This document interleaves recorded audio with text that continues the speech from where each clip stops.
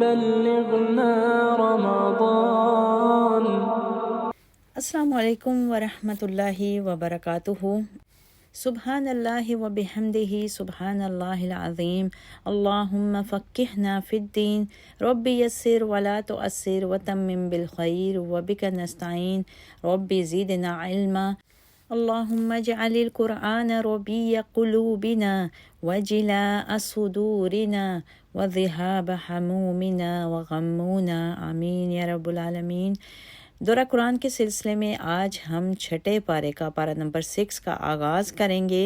اس پارے کے آغاز کا کچھ حصہ سورہ نساء ہے اور بقیہ پورا پارہ میں سورہ مائدہ بیان کی گئی ہے. پارے کے آغاز میں ہی اللہ تعالیٰ نے فرما دیا لا یحب اللہ الجہر بالسوء.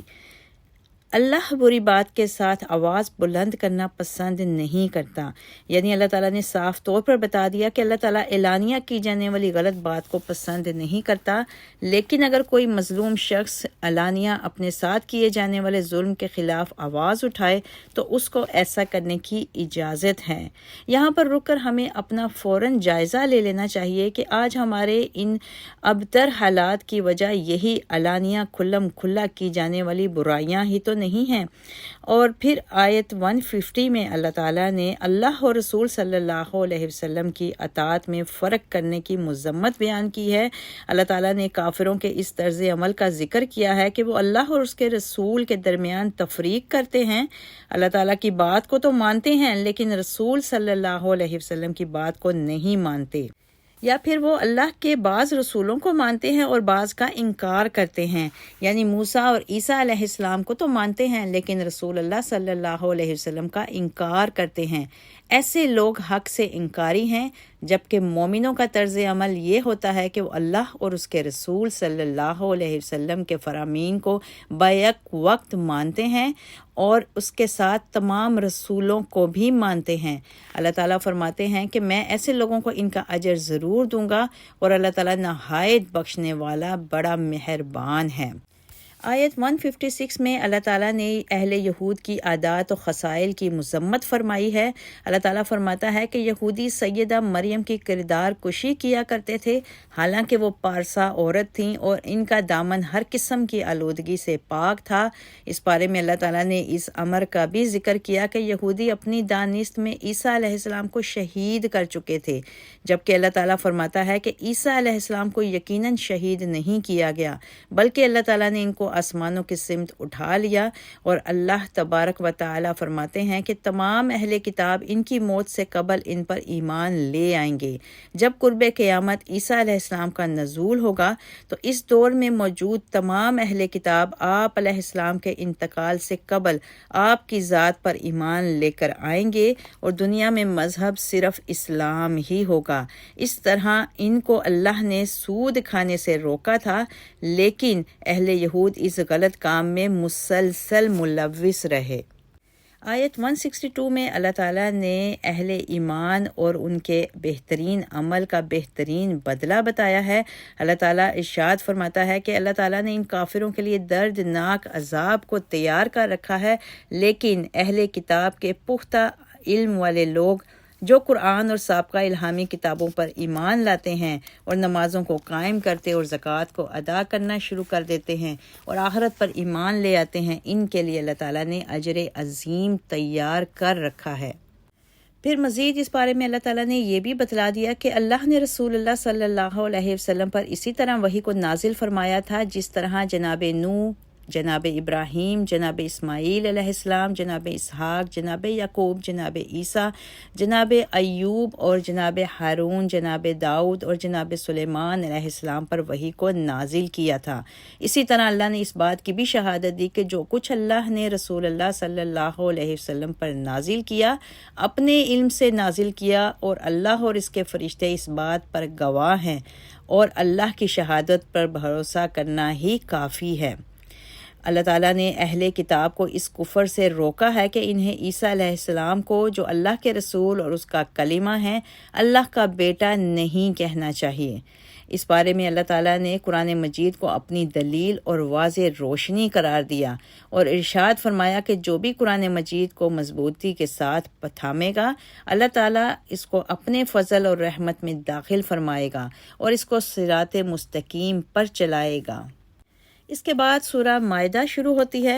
سورہ مائدہ کے آغاز میں اللہ تعالیٰ نے اہل ایمان کو اپنے وعدے پورے کرنے کا حکم دیا ہے اور ان کو اس بات کی تلقین کی ہے کہ انہیں کامیابی اور بھلائی کے کاموں میں ایک دوسرے کے ساتھ تعاون کرنا چاہیے اور گناہ اور ظلم کے کاموں میں ایک دوسرے کے ساتھ تعاون نہیں کرنا چاہیے۔ اس سورہ کی آیت نمبر 3 کو تکمیل دین کی آیت قرار دیا گیا ہے۔ اللہ تعالیٰ نے بتا دیا، الیوم اکملت لکم دینکم واتممت علیکم نعمتی ورضیت لکم الاسلام دینا۔ آج میں نے تمہارے لیے تمہارا دین مکمل کر دیا اور اپنی نعمت تم پر پوری کر دی ہے اور اسلام کو بحیثیت دین تمہارے لیے پسند کر لیا ہے۔ ایک یہودی حضرت عمر بن خطاب رضی اللہ تعالیٰ عنہ کے پاس آیا اور کہا، امیر المومنین، آپ لوگ اپنی کتاب میں ایک ایسی آیت پڑھتے ہیں، اگر وہ ہم پر نازل ہوتی تو ہم اس دن کو یوم عید بنا لیتے۔ انہوں نے پوچھا کہ وہ کون سی آیت ہے؟ تو یہودی نے یہ آیت پڑھی اور اس کا ذکر کیا۔ حضرت عمر رضی اللہ تعالیٰ عنہ نے کہا، اللہ کی قسم، میں اس دن اور اس وقت کو خوب جانتا ہوں جب یہ آیت نازل ہوئی تھی۔ یہ آیت جمعہ کے دن عرفہ کے مقام پر نازل ہوئی تھی، یعنی یہ آیت حضور صلی اللہ علیہ وسلم کے حجۃ الوداع کے موقع پر نازل ہوئی تھی۔ اس پارے کی اس سورہ مائدہ میں اللہ تعالیٰ نے اہل ایمان کو مومن عورتوں کے ساتھ ساتھ اہل کتاب کی پاک دامن عورتوں کے ساتھ بھی نکاح کی اجازت دی ہے، لیکن یہ بات ذہن میں یاد رکھنی چاہیے کہ یہ اجازت مسلمان عورتوں کے لیے نہیں ہے۔ سورہ بقرہ اور سورہ ممتحنہ کے مطابق مسلمان عورتوں کو صرف مسلمان مردوں ہی سے نکاح کرنا چاہیے۔ سورہ مائدہ کی آیت نمبر 11 میں اللہ تعالیٰ فرماتا ہے، اے ایمان والو، تم اپنے اوپر اللہ کی نعمت کو یاد کرو۔ جب ایک قوم نے تم پر دست درازی کرنی چاہی تو اللہ نے ان کے ہاتھ تم سے روک دیے، اور اللہ سے ڈرتے رہو اور مومنوں کو چاہیے کہ وہ صرف اللہ پر بھروسہ کریں۔ اس آیت کے شان نزول کے حوالے سے متعدد روایات ہیں۔ ان میں سے ایک روایت امام بخاری نے حضرت جابر رضی اللہ تعالیٰ عنہ سے نقل کی ہے، جس کا خلاصہ یہ ہے کہ نبی کریم صلی اللہ علیہ وسلم ایک سفر میں کسی مقام پر اترے۔ لوگ سائے کے حصول کے لیے مختلف درختوں کے نیچے بکھر گئے۔ رسول اللہ صلی اللہ علیہ وسلم بھی ایک درخت کے نیچے آرام فرما ہو گئے اور آپ نے اپنی تلوار درخت کے ساتھ لٹکا دی۔ یک لخت ایک کافر نمودار ہوا اور اس نے آپ کی تلوار پکڑ لی۔ آپ علیہ السلام کو کہنے لگا، آپ کو مجھ سے کون بچائے گا؟ آپ صلی اللہ علیہ وسلم نے فرمایا، اللہ۔ کافر نے متعدد دفعہ یہی سوال کیا تو نبی مکرم صلی اللہ علیہ وسلم نے یہی جواب دیا۔ اس پر کافر مرعوب ہو گیا اور اس کے ہاتھ شل ہو گئے۔ رسول اللہ صلی اللہ علیہ وسلم اس پر غالب آ گئے، لیکن آپ نے اس سے مواخذہ کرنے کی بجائے اس کو معاف کر دیا۔ اس واقعہ سے یہ بات بھی ثابت ہوتی ہے کہ اللہ تعالیٰ کی تائید و نصرت ہمیشہ رسول اللہ صلی اللہ علیہ وسلم کے ساتھ رہی۔ رسول اللہ صلی اللہ علیہ وسلم کی زندگی ہمارے لیے بہترین نمونہ ہے۔ اگر ہم بھی اسوہ رسول صلی اللہ علیہ وسلم پر چلیں گے اور اللہ تعالیٰ کی ذات پر بھروسہ رکھیں گے تو اللہ تعالیٰ ہمیں بھی کافروں سے امن عطا فرمائیں گے، آمین۔ سورہ مائدہ میں اللہ تعالیٰ نے عیسائیوں کے اس قول کا بھی رد کیا ہے کہ وہ معاذ اللہ عیسیٰ علیہ السلام کو اللہ کہتے ہیں۔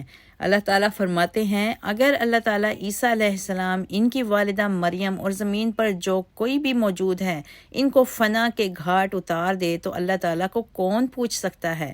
یعنی قادر مطلق عیسیٰ علیہ السلام کی ذات نہیں بلکہ اللہ کی ذات ہے۔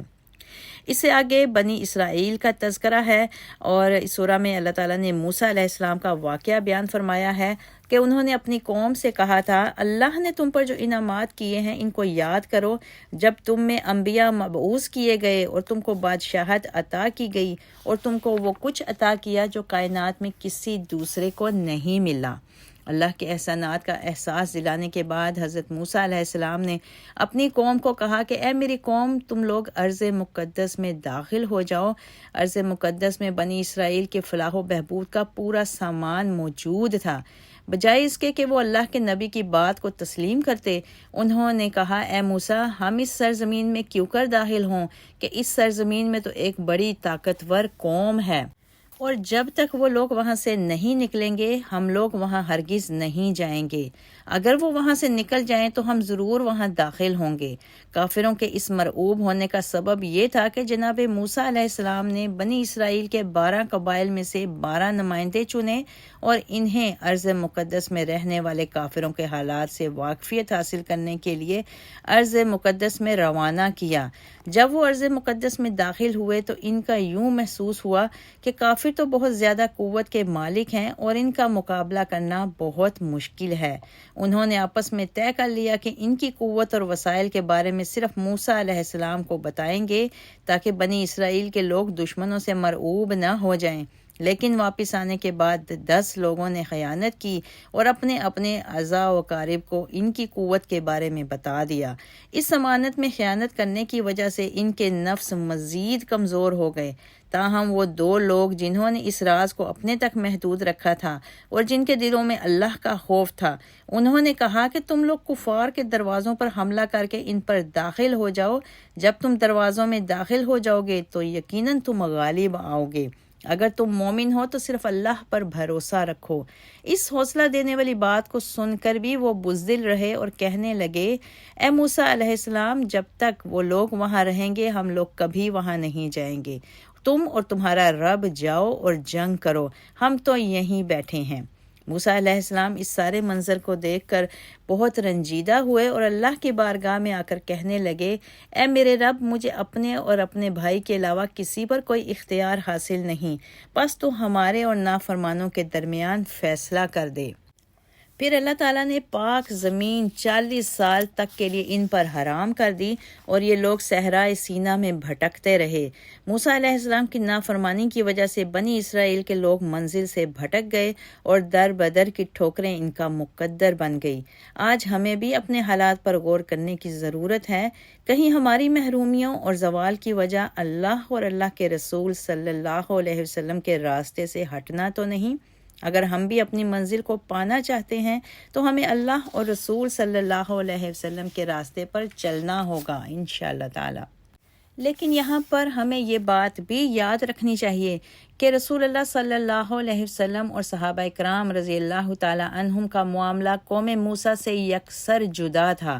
بخاری شریف میں واقعہ مذکور ہے کہ حضرت مقداد رضی اللہ تعالی عنہ بدر کے دن مشرکین کے لیے بد دعا کرتے ہوئے رسول اللہ کی بارگاہ میں آئے اور کہنے لگے اللہ کی قسم اے اللہ کے رسول ہم وہ نہیں کہیں گے جو بنی اسرائیل نے موسیٰ علیہ السلام سے کہا تھا کہ تم اور تمہارا رب جنگ کرو، ہم تو یہیں بیٹھیں گے، ہم تو آپ کے دائیں بائیں اور آپ کے آگے پیچھے لڑیں گے۔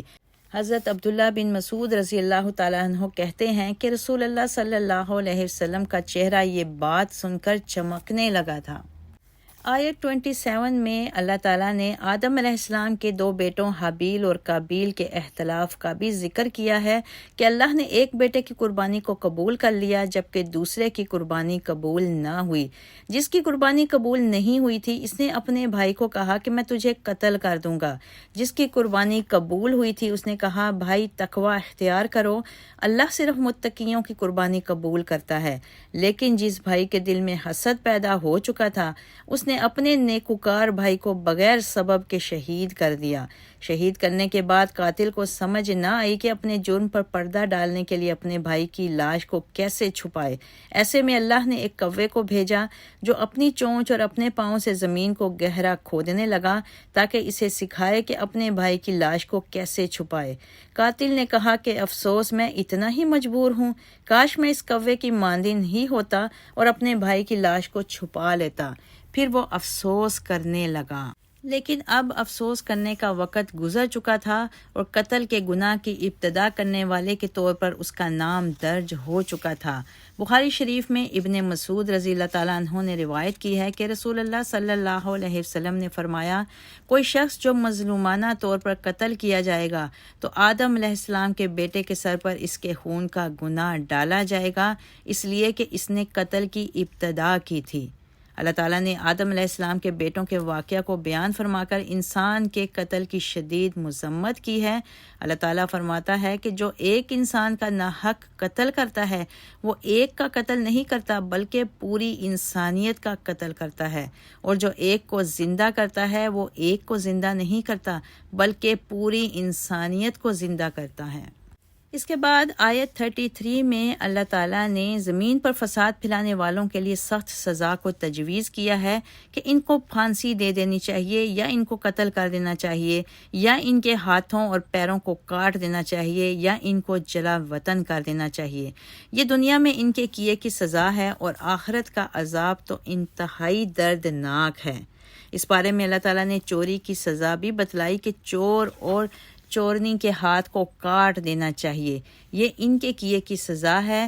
جو لوگ شرعی سزاؤں پر تنقید کرتے ہیں ان کو معلوم ہونا چاہیے کہ اللہ صاحب حکمت ہے اور اس کا کوئی فیصلہ حکمت سے خالی نہیں ہوتا۔ اس کے بعد اللہ تعالیٰ نے اس بارے میں اس بات پر زور دیا ہے کہ مسلمانوں کو اللہ تعالیٰ کے نازل کردہ قوانین کے مطابق فیصلے کرنے چاہیے، اور جو ایسا نہیں کرتا اللہ نے اس کے لیے 3 وعیدیں بتلائی ہیں کہ ایسا شخص یا تو ظالم ہے، یا گناہگار ہے، یا کافر ہے۔ سچا مسلمان اللہ کے قوانین کی مخالفت نہیں کر سکتا۔ آیت 57 میں اللہ تعالیٰ نے یہود و نصارہ سے دوستی کی مذمت کی اور کہا ہے کہ جو ان سے دلی دوستی رکھتا ہے وہ انہی میں سے ہے۔ نیز اس بارے میں اللہ تعالیٰ نے نبی کریم صلی اللہ علیہ وسلم کو اس بات کی تلقین کی ہے کہ اللہ کے نازل کردہ پیغامات کو پھیلائیں، آپ کے دشمن آپ کا بال بھی بیکا نہیں کر سکتے۔ آیت 64 میں اللہ تعالیٰ نے یہودیوں کے ذات باری تعالیٰ کے بارے میں منفی اقوال کو بھی پیش کیا ہے کہ معاذ اللہ وہ کہتے ہیں کہ اللہ کے ہاتھ تنگ ہیں۔ اللہ نے کہا کہ ان کے ہاتھ تنگ ہیں اور ان پر لعنت ہو اپنے اس قول کی وجہ سے۔ اللہ نے کہا کہ اس کے ہاتھ کھلے ہیں، وہ جیسے چاہتا ہے خرچ کرتا ہے۔ اس کے بعد اس بارے میں اللہ تعالیٰ نے بنی اسرائیل پر لعنت کا سبب بتایا ہے۔ اللہ تعالیٰ نے ذکر کیا کہ جناب داؤد علیہ السلام اور حضرت عیسیٰ علیہ السلام نے بنی اسرائیل کے کافروں پر لعنت کی، اس لیے کہ وہ برائی کے کاموں سے روکنے کی بجائے خود اس میں ملوث ہو چکے تھے، اور ان کا یہ کام انتہائی برا تھا۔ آج ہم مسلمانوں کو بھی برائی کے کام سے روکنے کا عمل جاری و ساری رکھنا چاہیے، اور امر بالمعروف و نہی عن المنکر کا فریضہ سر انجام دیتے رہنا چاہیے۔ اللہ تعالیٰ ہمیں قرآن پاک پڑھنے، سمجھنے اور اس پر عمل کرنے کی توفیق عطا فرمائے۔ وآخر الدعوانا ان الحمد للہ رب العالمین۔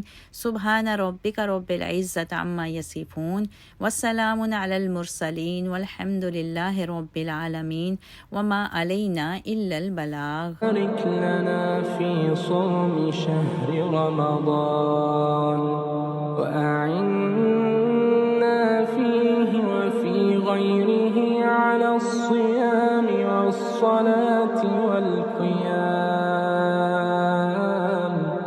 وعلى تلاوة القرآن، وقطع عنا حزب الشيطان،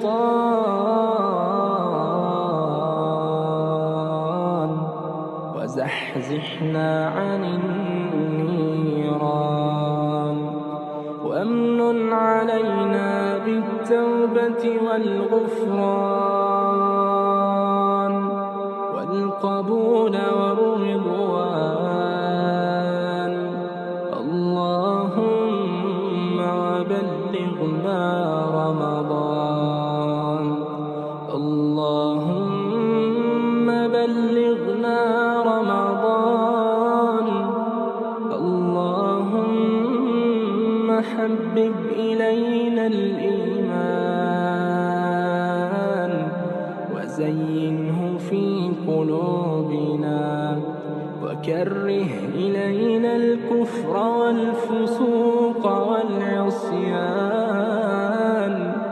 اللهم أسكننا الجنان، وزوجنا من الحور العين الحسان، وآتنا من كل فاكهة زوجان، في دارك دار السلام، بفضلك وجودك وكرمك وإحسان لطفك يا ذا الجلال والإكرام. اللهم وبلغنا رمضان، اللهم وبلغنا رمضان،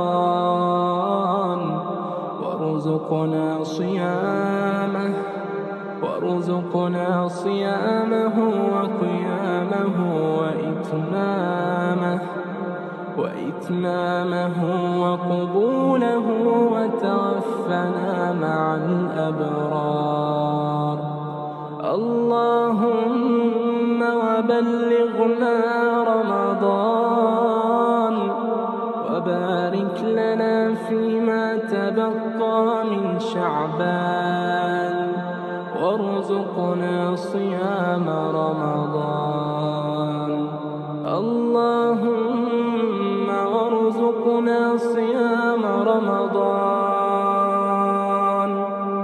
اللهم بلغنا رمضان أياما عديدة وأعواما مديدة. وصل اللهم وسلم وبارك على سيدنا محمد وعلى آله وصحبه وسلم.